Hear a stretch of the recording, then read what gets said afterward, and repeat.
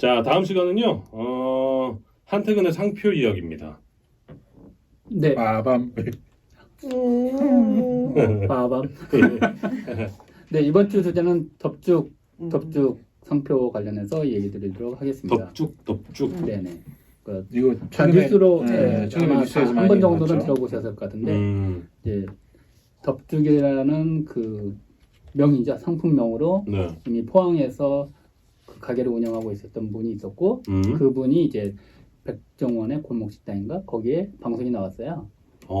그런데 이제 서울의 어떤 올카인드 어떤 코퍼레이션이라는 회사에서 네. 그걸 이제 프랜차이징을 한 거죠. 근데 상표명이 덥죽.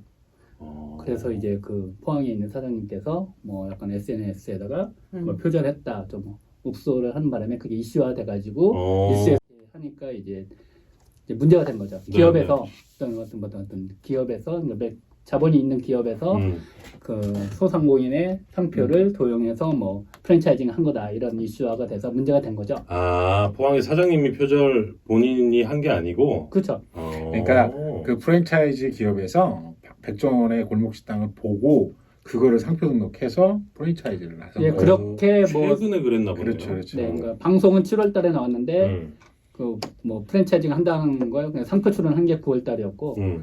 그래서 이게 보면 근데 이제 약간 상표 출원 관계를 보면 포항에 있는 사장님이 8월달에 출원을 했고 덥죽 그 회사는 9월달에 출원을 했어요. 그래서 상표 출원 선후 관계를 보면 덥죽 그 프랜차이징 하려고 했던 기업은 솔직히 문제는 안 됐어요. 왜냐하면 포항에 있는 법적으로는 사장님께서 더 먼저 출원을 했기 때문에. 예. 그래서 크게 문제 될 것도 아니었고 어떻게 보면 나중에 좀 소송에 가면 100% 지니까. 네, 전략적으로 보면 오히려 덥죽 그걸 좀 키워서 나중에 상표권 소송을 걸었으면 네. 어떤 금전적으로도 크게 뭐 이득을 볼 수도 있는 그런 부분이 있었는데 명확하게 네, 하려면 좀 명확하게 하셨다면 그렇게 네. 됐을 건데 그게 그냥 법적으로 보면 크게 문제되진 않았던 상황인데 오히려 더 법적으로 문제되는 건 뭐냐면 7월 15일에 방송이 됐거든요. 근데 7월 16일에 인천에 있는 어떤 개인이 덥죽이라는 상표를 먼저 출원했어요. 방송을 보고. 네, 아마 방송을 보고 출원한 것 같아요. 왜냐하면 출원 일자가 방송은 7월 15일이고 네. 출원은 7월 16일이니까 그 다음날 바로 어떤 인천에 사시는 어떤 개인분이 출원했거든요. 그 상표보다 이 포항 사장님 상표가 더 늦어요. 그러니까 오히려 문제를 삼았으면 그 개인한테 아마 문제를 삼았어야 하는데 네.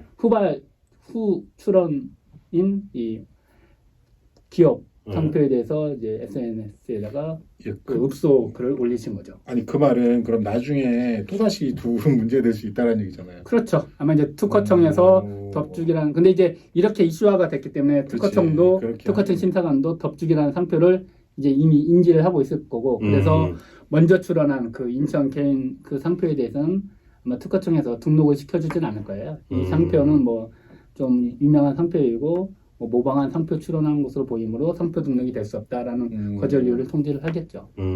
제발 그렇게 돼야 되는데. 그래서 일단은 지금 3개 상표가 인천 그 개인 상표 출원이 있고 포항 사장님 상표 출원이 있고 덥죽 그쪽은 포기한다고 발표했어요. 사업을 철수한다고 했는데 희한하게 또 상표 출원은 취하를 아직 안 했어요. 그대로 가지고 있더라고요. 그거 안 한 이유는 뭡니까? 저도 모르죠. 그건. 뭐 사업을 철수했는데 왜 굳이 가지고 있을까라는 생각도 좀 들긴 아직 하는데 출원이니까 뭐 어차피 그래 거절될 거면 뭐 거절될 건데 뭐 굳이 그냥 취하를 할 필요가 있나? 상표권은 지금 누구한테 있어요? 아무도 안 가지고 있어요. 아직 등록이 등록이 안 된 건 됐기 아니니까. 네. 근데 가장 먼저 출원하는 사람이 우선권을 가지고 있기 때문에 일단 유리한 입장은 인천 그 개인분이 출원한 게 가장 우선권을 가지고 있는데 특허청에서 아마 거절을 시키겠죠. 어떤 거절을 시킬 그건 거냐. 진짜 모를 일이다.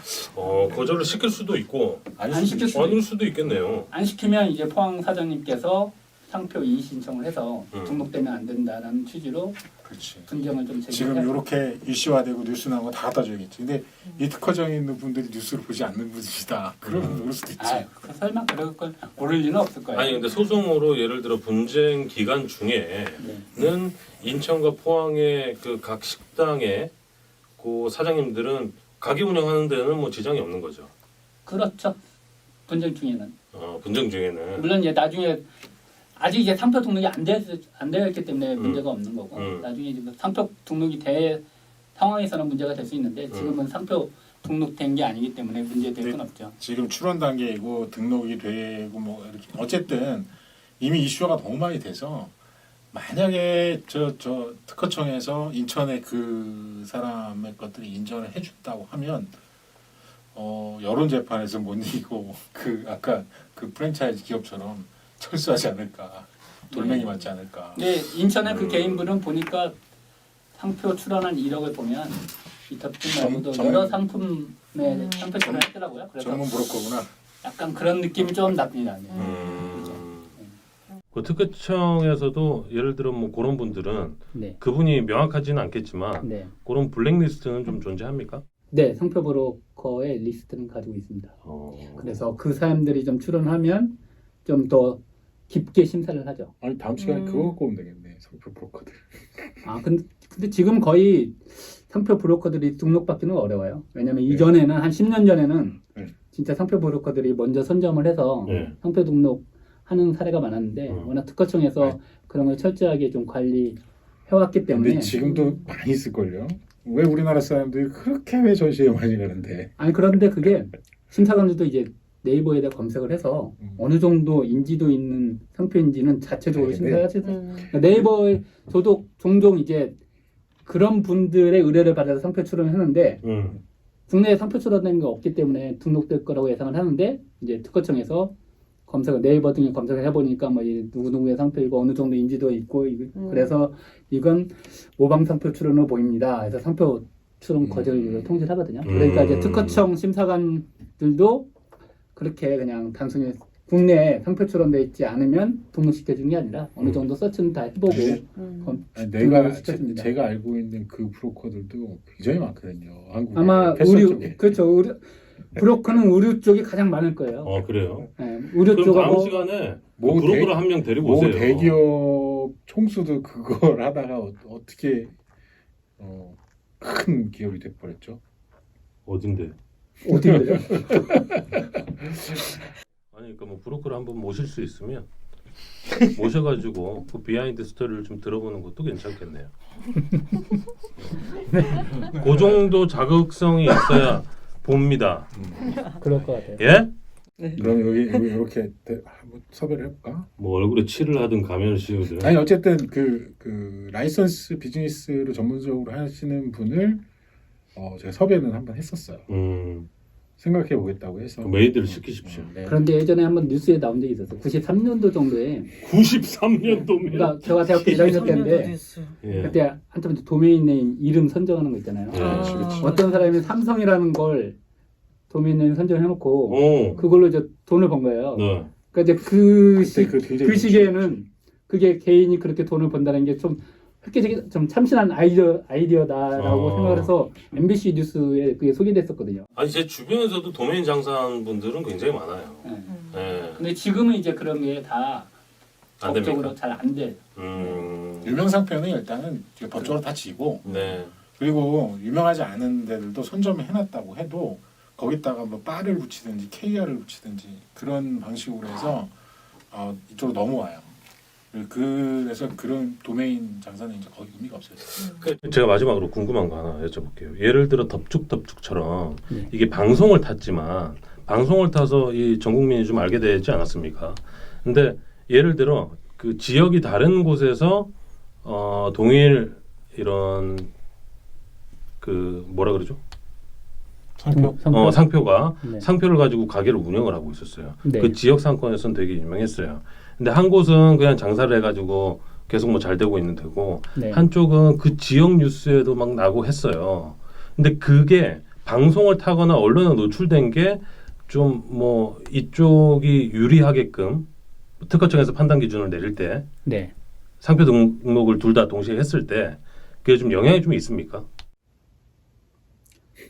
정확한 질문의 취지를 내가 이해를 못하겠고 상표 일단 상표 출원을 누가 먼저 했느냐가 중요한 부분이고 누가 먼저 했느냐가 중요한 거예요. 근데 지금 먼저 사용했는지는 2차적으로 중요하죠. 동일하게 했을 때 동일할 같은 날 같은 시간에 상표 출원을 했어요. 근데 한쪽은 언론에 노출이 많이 됐고 네. 한쪽은 언론에 노출이 안 된 네. 가게라고 한다면 네.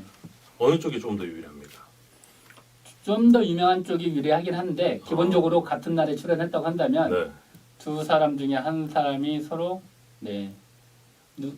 추첨을 하거나 뭐 그런 식으로 진행이 됩니다. 아 추첨대로? 추첨도 진행을 해요. 네, 같은 날에 출연돼 있으면 그러니까 기본적으로 유명한 거 상관없이 아, 일단은 그건 상관없구나. 동일한 날에 다른 사람이 서로 같은 상표로 출연했으면 그 한 사람만 등록을 받아야 제비뽑기를 어디를 가서? 특허청으로 가서 네, 특허청으로 뽑아요. 네.